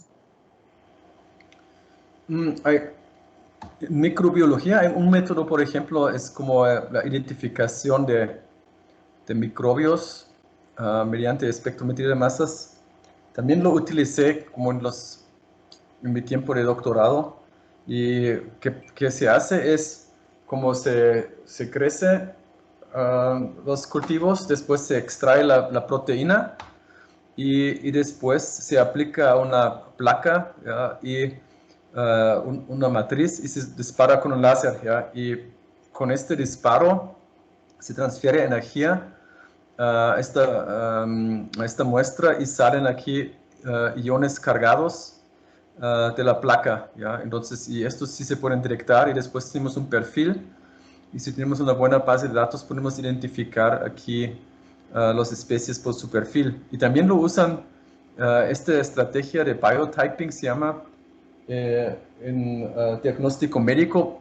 Yo personalmente no creo en eso, ¿ya? Porque se necesita mucho material y este es el parte lento, ¿ya? Entonces, como claro, el análisis mismo es muy rápido, ¿ya? Pero crecer suficiente bacteria es como el método clásico, ¿ya? De tener, crecer diferentes tipos de placas, ¿ya? Y yo siempre en estos casos voto por PCR, ¿ya? Entonces, porque PCR es mucho más sensible, se puede amplificar.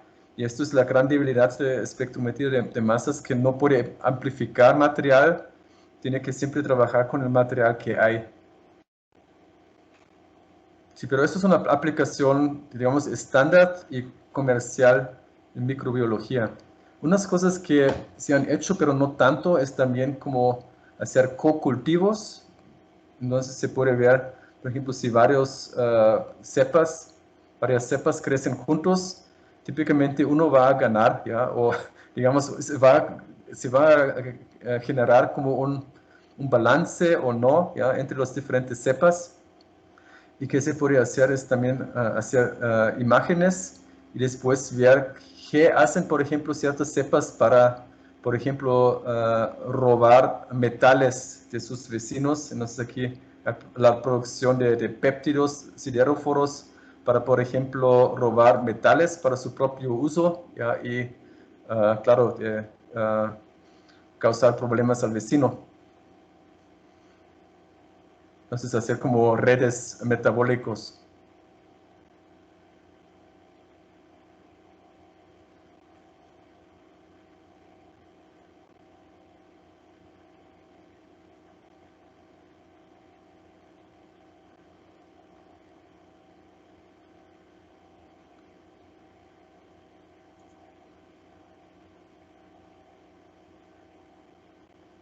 Creo que la doctora se desconectó, ¿verdad? No, creo que solo está silenciada. Veo que mueve la boca, pero el micrófono está. Ah, de acuerdo. Nos falta, a ver, puede ser Alejandra. ¿Puede presentar? Digo, ¿puede preguntar? Ah, ok. ¿Me escuchan? Sí. Sí, todo bien. Bueno, mencionó sobre la tecnología que implementó para resolver los problemas y me interesa mucho esa tecnología, pero aquí en México, bueno, por lo menos aquí en Querétaro yo no conocí, yo nunca había escuchado hablar sobre eso y me gustaría saber más. Entonces, ¿recomienda alguna página o algún sitio en donde pueda encontrar más información sobre ello? ¿Qué tipo de información? Porque también tenemos aquí un pequeño curso en línea, pero más bien de los bases y análisis de datos de metabolómica. Sí, no sé si hay mucho material, ¿ya? No sé exactamente qué estás buscando, ¿ya? Yo creo que lo mejor sería hacer un posgrado y aprenderlo bien. Uy, pues yo apenas voy en prepa, me faltaría mucho para eso. Por eso le digo Sí, que pero me eso, gustaría saber más. sí, pero es un buen momento para aprender algo de química y física. Y inglés, ni modo. Sí. Sí, gracias. Brenda Palafox.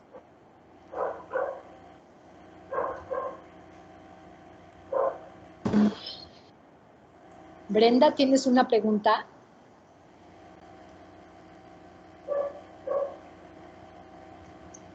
¿O alguien más tiene una pregunta? ML. Yo tengo una pregunta. No sé si me escuchan. Soy Isabel. Hola, Isabel. Sí. Sí, gracias por la presentación. Mi pregunta es con respecto al material cuando se utiliza lo de masas, doctor espectroscopía. Casi no nos menciona nada de qué técnica utiliza para tenerla mucho.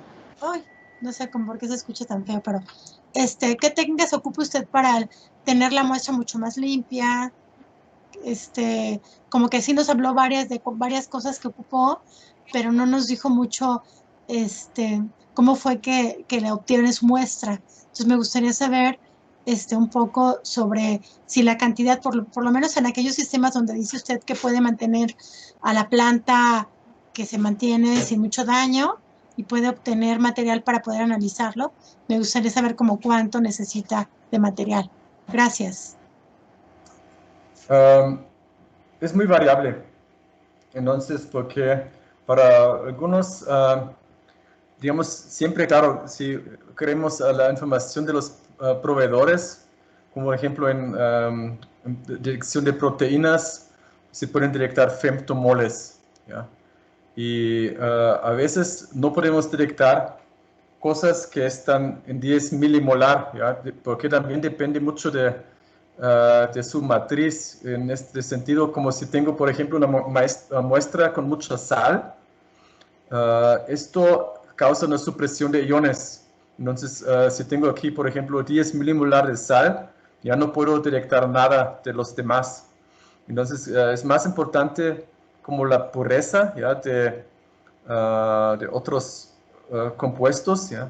Y especialmente sales, que la concentración, ¿ya? Y algunos compuestos también se pueden ionizar muy bien con mi método y otros no se pueden ionizar. ¿Ya? Entonces, por ejemplo, tenemos como un ejemplo trivial, como tenemos compuestos que solamente se pueden ionizar en modo positivo. Entonces, solamente podemos generar como un ion con carga positiva. y como muchos de los, por ejemplo, los péptidos o proteínas se pueden detectar muy bien en modo positivo y otros se pueden detectar solo en modo negativo, ¿ya? Como fosfolípidos, por ejemplo, funcionan mejor en modo negativo. Y hay otros que casi no se dejan ionizar, ya como azúcares. Entonces aquí tenemos que trabajar también con trucos y agregarles, por ejemplo, un poco de litio para generar iones de litio y nuestros azúcares.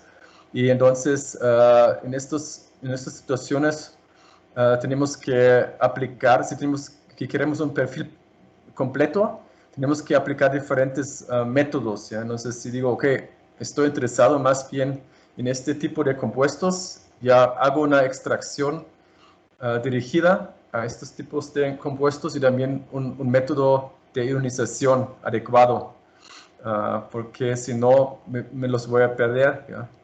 Entonces, no puedo aquí dar un número exacto porque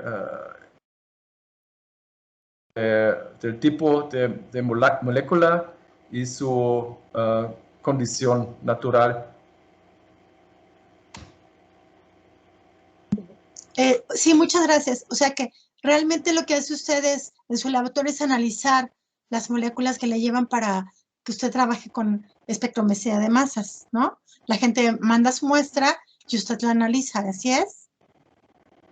Sí, pero me tiene que decir algo, ¿ya? Porque si alguien solamente me manda una muestra y quiere saber qué tiene, es muy difícil, ¿ya? Es como, así me dice, ok, quiero saber si tiene, por ejemplo, aflatoxinas.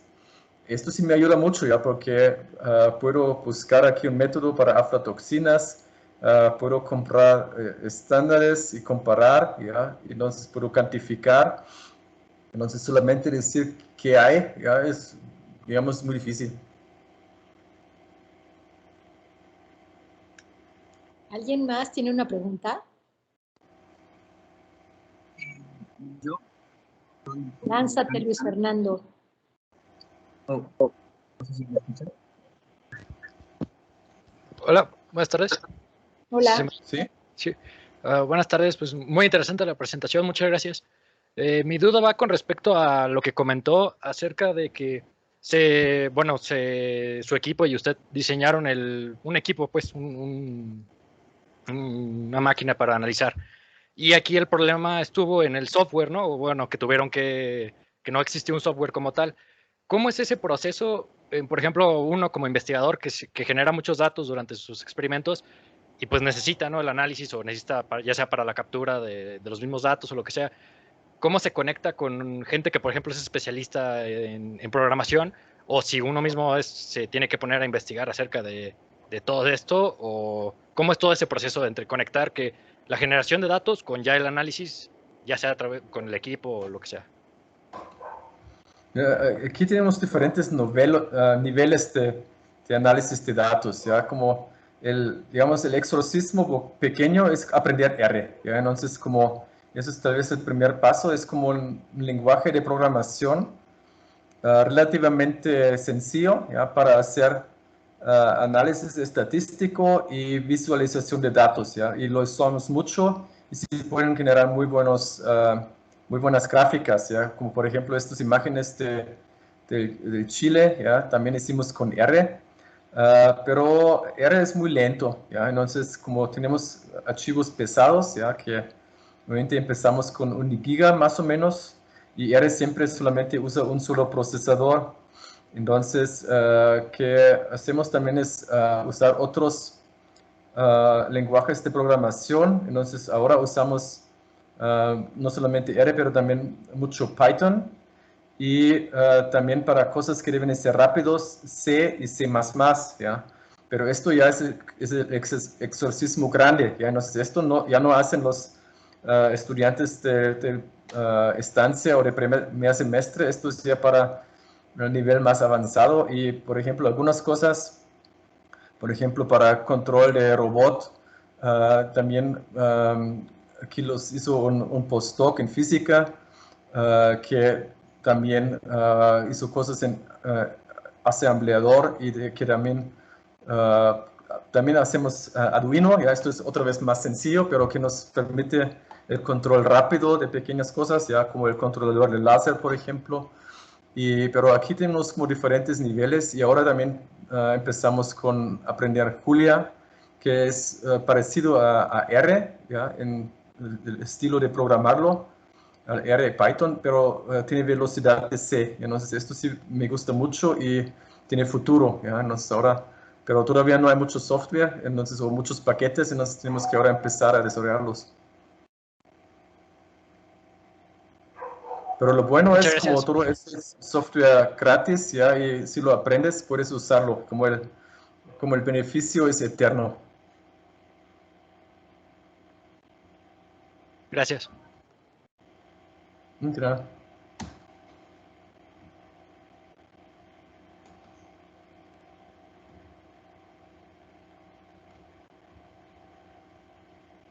Veo otra mano levantada. ¿Quién será?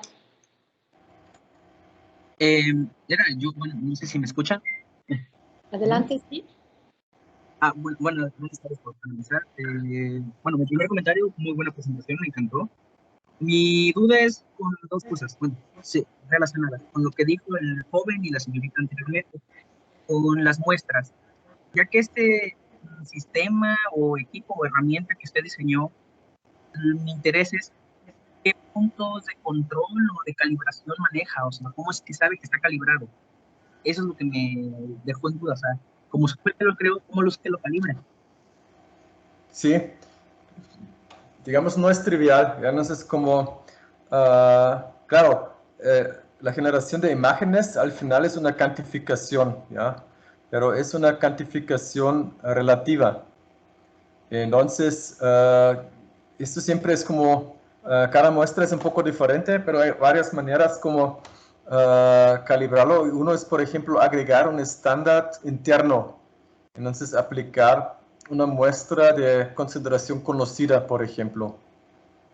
Entonces, esto ahora es como lo más común, pero hay mucha polémica también al respecto. Por ejemplo, si tengo que poner mi estándar interno al dentro de la muestra, abajo de la muestra o arriba de la muestra. Entonces, aquí no hay hasta ahora una conclusión.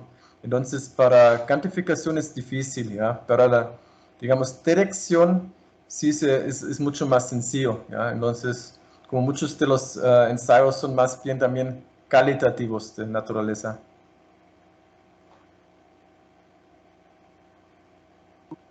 Muchísimas gracias por responderme. Bueno. Otra pregunta. EA.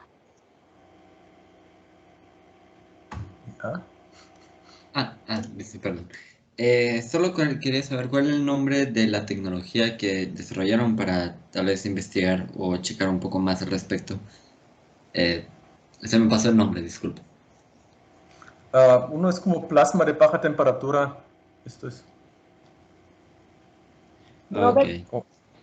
¿crees que podemos buscar algún libro, artículo introductorio a lo que es toda esta metodología para que África pueda compartírselos?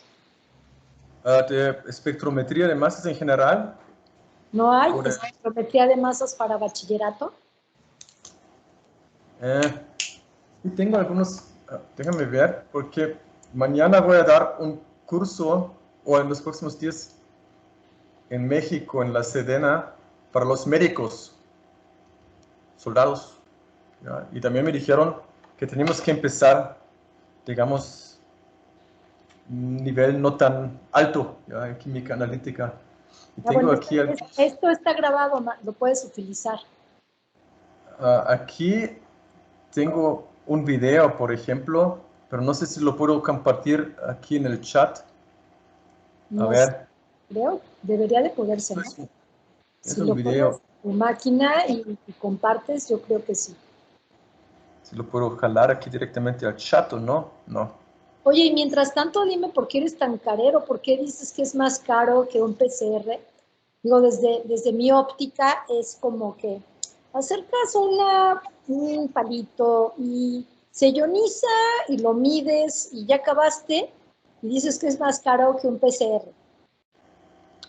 digamos, es más bien como crecer la muestra, ¿ya? Entonces, como por ejemplo, en caso de microbios, De acuerdo. porque si tengo aquí una muestra de sangre, no voy a ver mucho, y por eso es como más lento, ¿ya? Pero el análisis, por ejemplo, en esto de los árboles, fácilmente miden al día como hubo un estudiante que procesó como 200 muestras al día, que yo creo que es bastante rápido. Wow, sí. Sí, y incluso en comparación con PCR, porque en PCR también lo tienes que confirmar, ¿ya? Entonces, al menos es muy también selectivo, ¿ya? Entonces, como si tengo un buen perfil de masas, como hay excepciones, ¿ya? Pero como típicamente es también muy seguro. Hay algunos organismos que no se dejan muy bien, ¿ya? Porque tienen aquí un ion muy fuerte y hay una supresión del organismo mismo, ¿ya? Como en Pseudomonas PF5 es uno de los casos que solamente da un pico muy grande y, digamos, esto no es tan seguro, ¿ya? Pero la mayoría, ya si veo, por ejemplo, un espectro de un E. coli, está buenísimo, ¿ya? Entonces, y estas son identificaciones muy seguras, ¿ya? Pero en realidad escala con el número de muestras. Entonces, si tenemos muchas muestras, también ya no es tan caro, ¿ya? Porque los consumibles son prácticamente cero, ¿ya? Entonces, como en masas, por ejemplo, el DART solamente usa como consumible gas de argón, y gas de argón es de los más baratos, y luz, ¿ya? Pero no necesito comprar aquí muchos solventes o enzimas, nada de eso. Tenemos a Erika con una pregunta.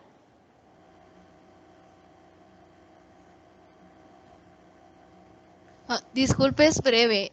Con lo que estaba justo hablando ahorita, de que depende del organismo y de lo que se desea estudiar, mi pregunta es si, por ejemplo, se quisiera estudiar, como mencionó, una enfermedad en humanos, ¿cuál sería la vía óptima para poder obtener algo? Dijo que en sangre, por ejemplo, no se podría obtener mucho, entonces, ¿cuál sería la vía más óptima? Sí, ahora tratamos de empezar un proyecto con el Instituto Nacional de Enfermedades Respiratorias, como es un ex estudiante mío. Y aquí la idea es como cuando respiramos también salen metabolitos, ¿ya? Que pueden indicar enfermedades, ¿ya? Por ejemplo, si alguien tiene una enfermedad metabólica, ya no procesa muy bien algunas cosas y después se pueden directar aquí en el respiro. ¿Ya? Entonces aquí la idea es, y hay unos ejemplos, solamente no sé cómo si ya lo hicieron al mercado, como es muy costoso, ¿ya? Pero aquí la idea es también hacerlo menos costoso, ¿ya?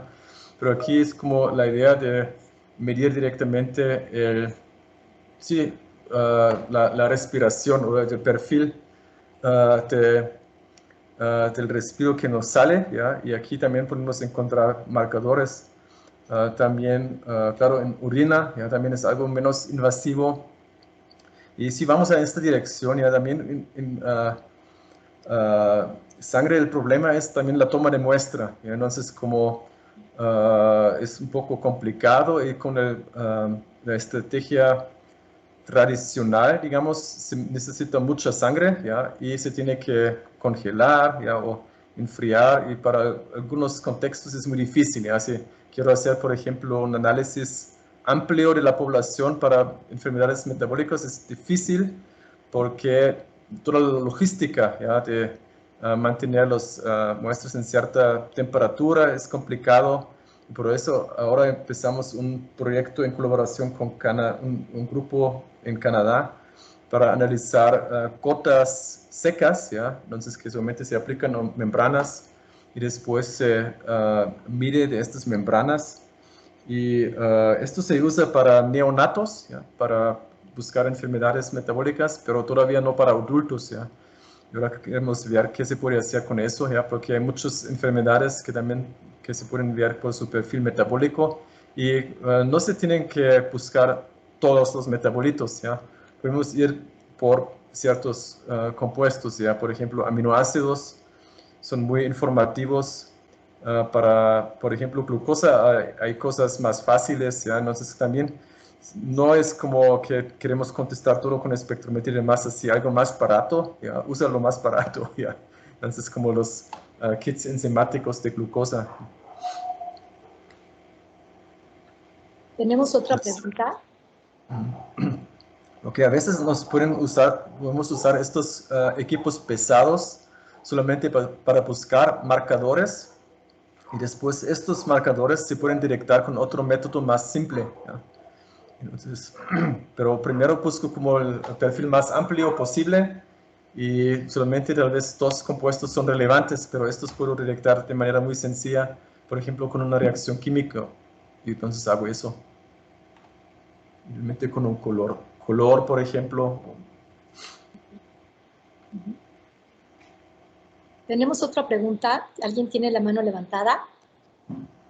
¿O podemos ya cerrar la sesión? Soy yo, doctor. No sé si me escuchan. Sí. Buenas tardes. Con mucho gusto, doctor. Yo tengo una pregunta en cuanto a una técnica que escuché en una de mis clases. Se llama MALDI-TOT. Es igual de espectroscopía de masas, pero no supe muy bien si era muy útil en cuanto a la microbiología clínica, ya que leí por ahí un artículo en el cual hacían el análisis de antibióticos y decía que tenía un grado como del 95% de eficiencia o algo así, pero pues no conozco un poco más de eso. No sé si usted tenga algo más que decir sobre este tipo de técnica para el análisis de antibióticos o alguna otra análisis clínico. Sí, precisamente el MALDI-TOF se usa para esta técnica de biotyper, en la detección de microbios, y también para la generación de imágenes. También lo utilicé, pero tiene aquí unas cositas ya que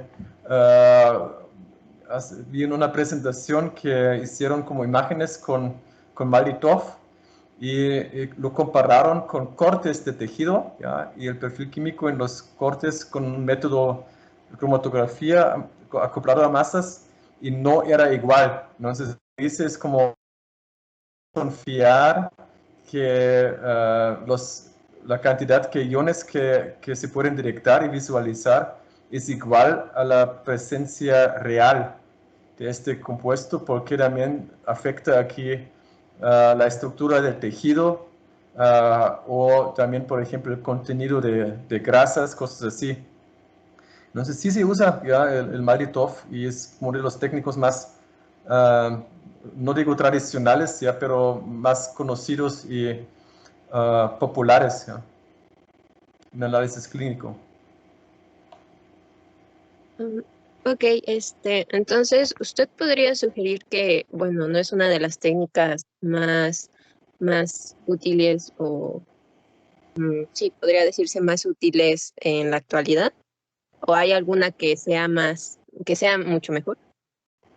Si ahora tengo dinero, me compro un Orbitrap, ¿ya? Porque tiene más exactitud de masa y más resolución. Entonces la resolución define en cuántos compuestos puedo distinguir, ¿ya? Como si tienen, por ejemplo, una masa muy parecida. A veces aquí nos interesan los dígitos, ¿ya? Entonces, si quiero separar 2 compuestos muy parecidos en su masa, ya necesito algo de alta resolución. Y esto ahora es como la tecnología más importante, son los Orbitraps.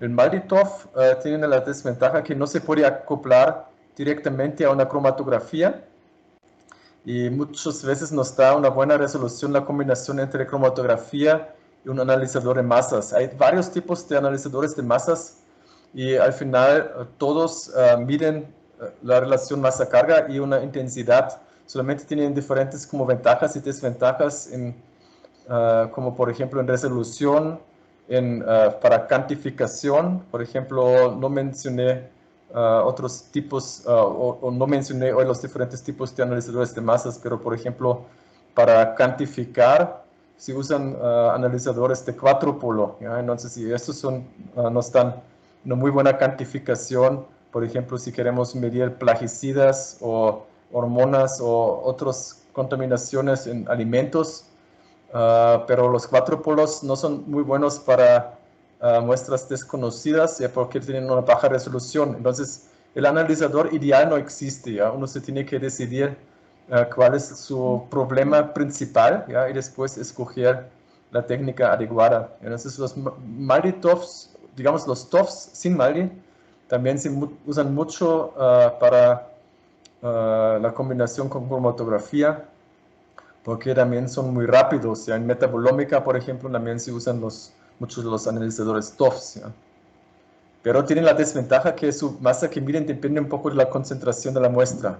Pero, digamos, cada analizador tiene sus ventajas y sus desventajas, ¿ya? Muchas gracias, doctor. Tenemos tiempo para una sola pregunta más. ¿Alguien quiere preguntar? Ah, no, ya JC ya preguntó. Pues en ese caso, pues te agradezco muchísimo, Robert, y ya dejaste a los chicos con la curiosidad para que busquen ahora por su cuenta, ¿no? Qué tipo de metabolitos pueden medir, que se metan a ver, y sobre todo, como les dices, ¿no? Pónganse en serio a aprender física y química, para que a ustedes sí les va a tocar los nuevos analizadores ideales, ¿no? Los pueden diseñar ustedes mismos. Sí, y programación. Y programación. E inglés. Sí, pero por eso Sandra ganó la plaza en el ETH, porque sabe de todo. Ok, muy bien. Sí, y sabe cómo montar sus propios prototipos y programarlos. Ok. Órale, muy bien. Respecto a programación, había comentado que era C, C++, R, Python. ¿Esto de aprender programación se refiere en un sentido de estar familiarizados, nivel yo mismo buscar tutoriales y practicar? ¿O aprender programación nivel entrar a talleres y tener más sobre los conceptos y así? Al final, programación es resolver problemas para mí. ¿Ya? Entonces, no es como aprender algo teórico, ¿ya? Es más bien como alguien puede usarlo para resolver cierto problema, ¿ya? Y al final, uno se tiene que aprender la lógica de lenguajes de programación y después en qué dialecto se programa no es tan importante si después se llama Java o C o Python o R, es finalmente siempre la misma lógica, ¿ya? Uno solamente tiene que aprender como dónde poner la coma o no poner la coma. Pero sí, algunos perdonan más, algunos perdonan menos. Por ejemplo, C no perdona nada y Python nos fuerza de hacer como un texto bonito, ya no sé si es más legible. Pero aquí yo creo que si uno aprende un lenguaje de programación bien, con los demás tampoco va a tener problemas. Es como solamente como aprender otro dialecto.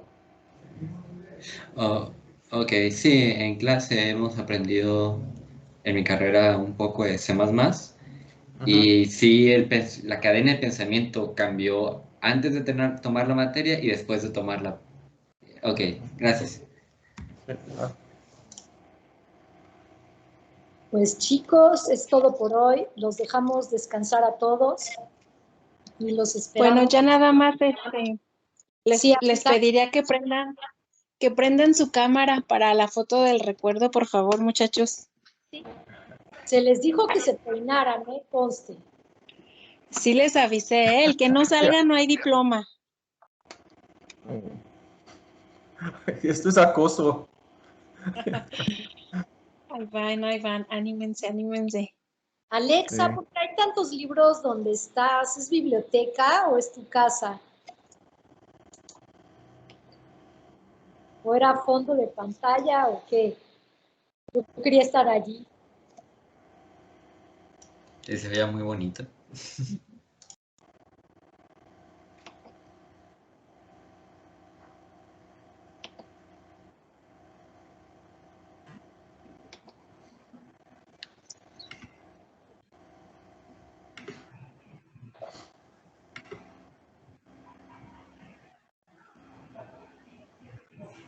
Que se calle, Rey. Ahí van. Bueno, ahí va, una toma. Sonrían. 1, 2, 3.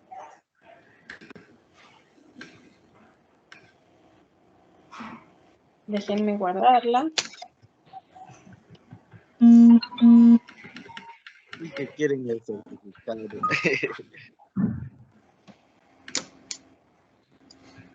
Y va otra toma. 1, 2.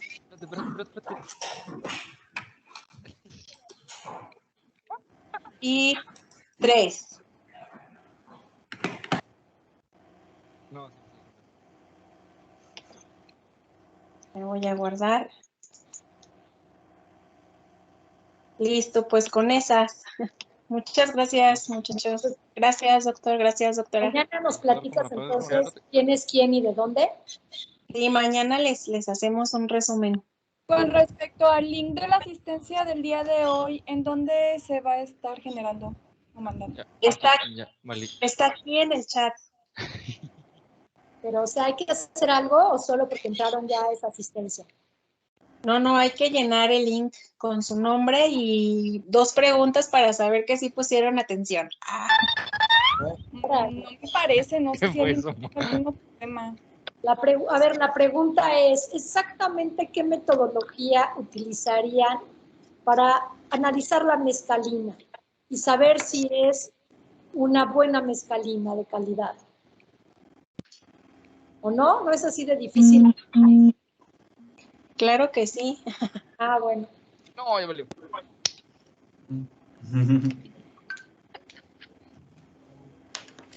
Muchas gracias por la discusión de esa presentación y espero, ya me emocioné de ver tanta información y así.